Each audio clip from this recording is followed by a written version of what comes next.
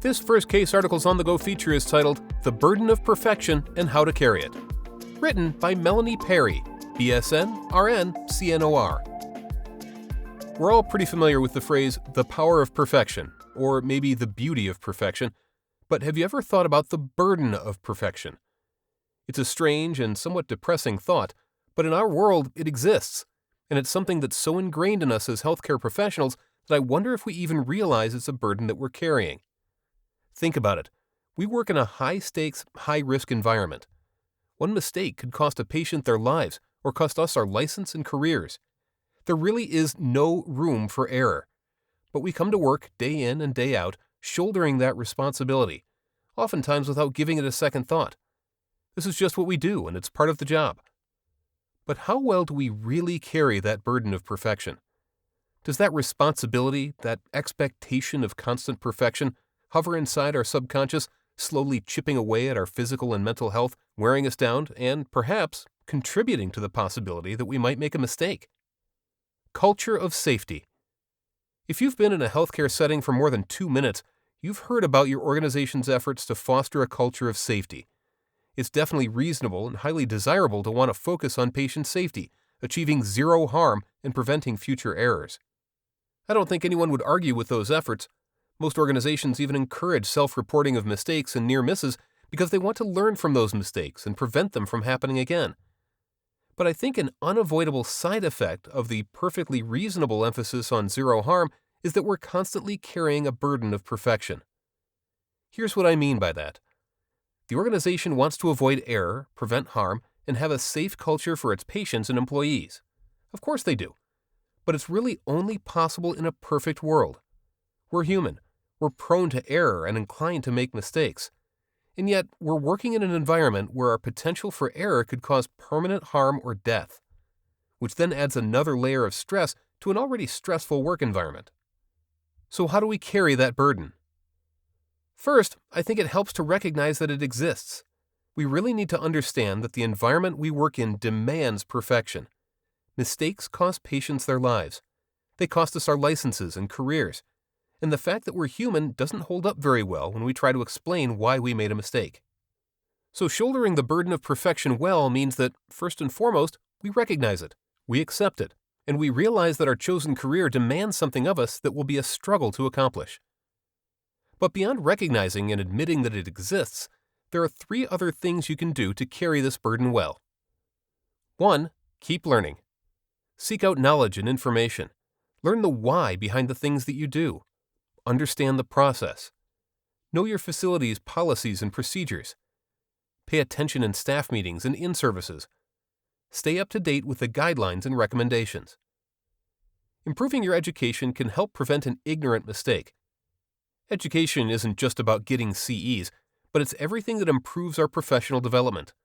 Reading articles, going to seminars, watching webinars, or attending conferences can all improve our understanding of what we do.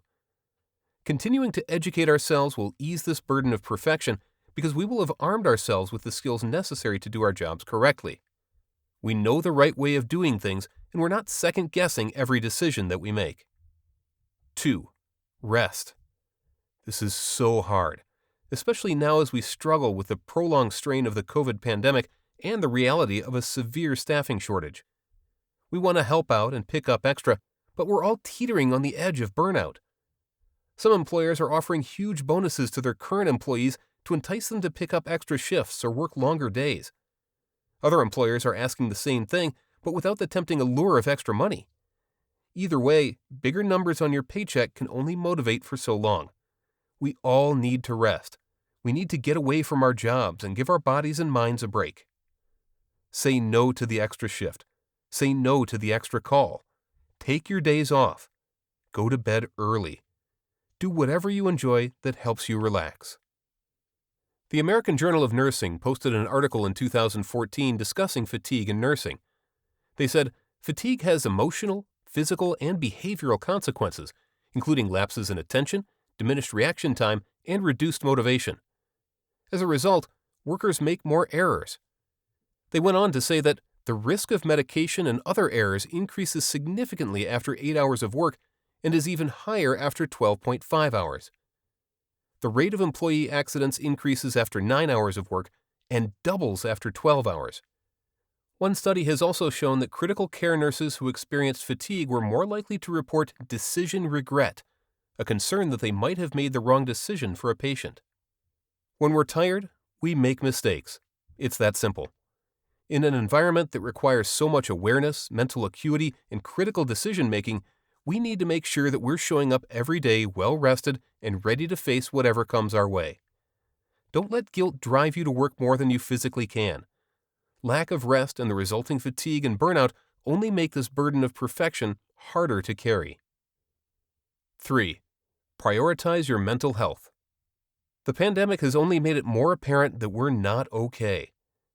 While getting away from work and resting will definitely help improve our mental health, there's more to caring for ourselves mentally than just taking a nap, although that's very enjoyable.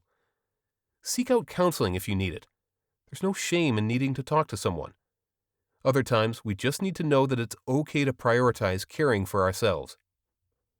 The American Psychiatric Nurses Association, APNA, shared a self-care tip sheet for nurses that I found very helpful. You can check out the full tip sheet online, but I wanted to highlight a few of their suggestions. Take up a hobby. Use self-talk to help you think positively. Unplug. Leave work at work. Don't be afraid to say no when your schedule's full. Eat healthy. Exercise. Prioritize sleep. These are a few of their suggestions. They also remind us that whole body health begins with mental health. And when you have a strong foundation, you're better able to cope with the stressors you face at work and in life. Your resiliency is improved, and you've got the capability to shoulder that burden of perfection that you're always carrying. Our patients are counting on us. Mistakes can be costly. Injury, death, ruined careers, etc. Safe patient care doesn't leave room for error. That's a responsibility that none of us should ever take lightly. And inherent to that responsibility to provide safe patient care is that burden of perfection. Arm yourself by always learning, by getting the rest that you need, and by prioritizing your mental health. Don't be crushed under the weight of this burden. Instead, shoulder it with purpose, determination, and a willingness to invest in yourself. As always, thanks for listening to this episode of First Case Articles on the Go.